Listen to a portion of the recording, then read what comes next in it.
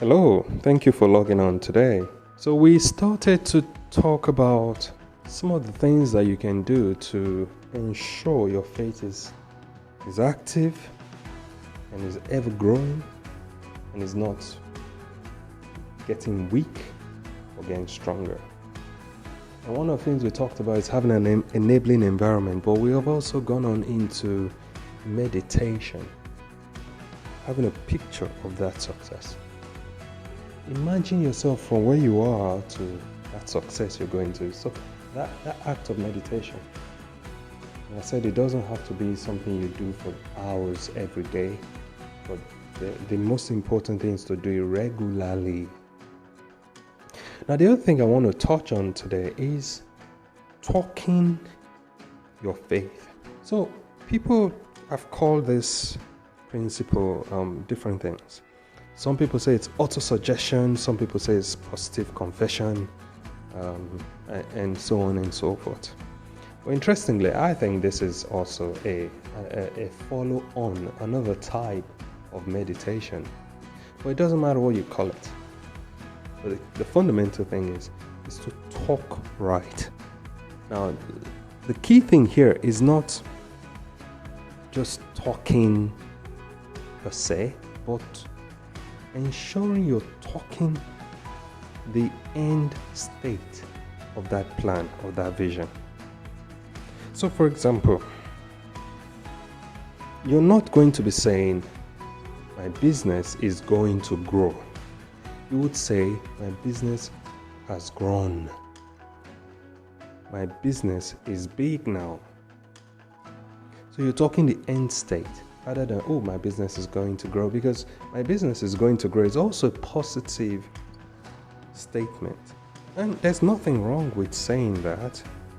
But with the principle we're trying to achieve here, that's why I say, talk the end state. That's a more powerful statement to make. If you are saying, oh, my business is going to grow, there's nothing wrong with that. But you can take it one step further, because the same effort you used to say the first one, that's the same you're going to use to say the other one. You say your faith, speak your faith. Remember I said, when you have a receipt for your phone, if the phone's not there, but you have the receipt, that's equivalent to the phone. If you ask me, do you have an iPhone? And I show you the receipt of my iPhone, it's evidence that I have an iPhone. In the court of law, that's sufficient to use as evidence. So your faith is like that. So now you're going to talk your faith. Now you say, well, the business has not been successful. Yeah, but do you have faith that it is successful? If you have faith, that means the business is actually successful, because that faith that the business is successful and the real physical manifestation of that business is successful is effectively the same thing. So when I say my business is successful, I'm talking faith. It's like the receipt. And so you're going to be talking the end state. Of course, you have to believe this in your heart. You're not just... So some people, they talk, but they don't believe it. No, that's not what you're doing. You're talking and you're believing it. And you're acting that way as well. Some people would say, I am very rich right now. But what they are trying to tell you is, man, I haven't got any money. It's a sort of, well, that doesn't work. You need to say, I am very rich right now, and mean it and believe it for it to really work. The interesting thing about talking this way is that, again, like when we meditate, talking this way is one of the powerful ways to drop those pictures of what we desire into our subconscious mind. And the subconscious mind works in a very interesting way, where it picks up things and then it starts to subconsciously, without you necessarily being fully aware of it, it starts to navigate you to the directions you need to go to.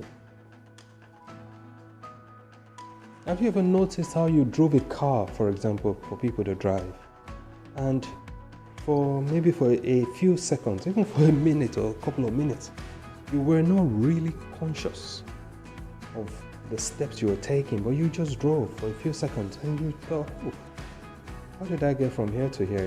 You know, but your subconscious mind is the one that's helping you, because you were actually seeing everything. You were just not necessarily present. Your subconscious mind would allow you or will make you hear what you should hear, because it will prompt you to hear it, or stop when you need to stop. Sometimes it's like that intuition. It just it pulls you back. That's what happens when you have that those pictures in your subconscious mind, because it pull you back or drive you on to the actualization of those pictures it has received. So if your subconscious mind receives fear of death, as in owing money, or fear of sickness, it will start to lead you in that direction. So when you're faced with living healthy, the appetite to live healthy will not be there. All you'll be seeing is all the junk food. All you'll be seeing is how it's wonderful not to exercise.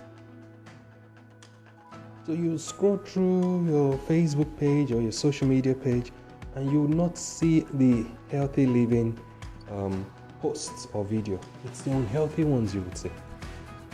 That's what the subconscious mind will do. And so it's important to drop the right pictures into our subconscious mind, so it will enable us to move in the right directions we need to move in. But as we've gone through all this today, I'd really want to encourage you to take a stand today and build your faith. Launch out in faith. Launch out in faith, build your faith, and see how you would grow. Fortune really does favor the brave. Are you going to take a bold step today? And I really do encourage you to do that. In fact, as a result of this, I encourage you, take a piece of paper or a note. Make a list of specific confessions you want to make, things you want to see in your life, and start to confess and declare them daily. Again, this is not something you need to do for hours. You can spend 5-10 minutes every day doing this. You'll be amazed how things will change dramatically for you after doing that for a couple of months. Thank you so much for listening. God bless you.